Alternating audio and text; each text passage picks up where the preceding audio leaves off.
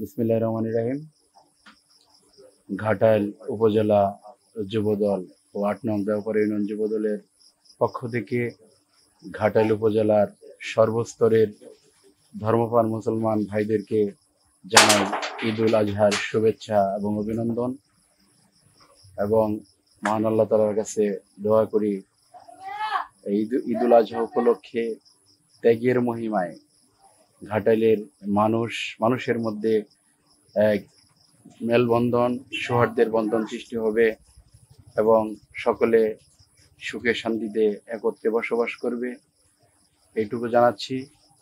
ঘাটাইল উপজেলা বিএনপির সাংগঠনিক অভিভাবক অ্যাডভোকেট ওবায়দুল হক নাসির ভাইয়ের পক্ষ থেকে আমাদের বিএনপির ভারপ্রাপ্ত চেয়ারম্যান দেশনায়ক তারেক রহমান এবং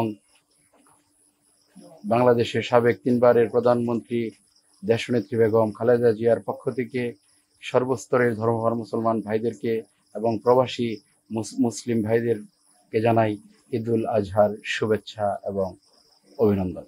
পরিশেষে সকলের সুস্বাস্থ্য এবং দীর্ঘায়ু কামনা করছি।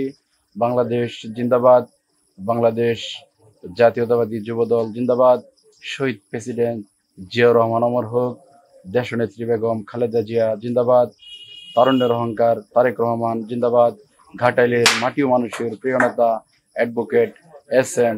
ওবায়দুল হক নাসির ভাই জিন্দাবাদ। সবাইকে ধন্যবাদ। আসসালামু আলাইকুম।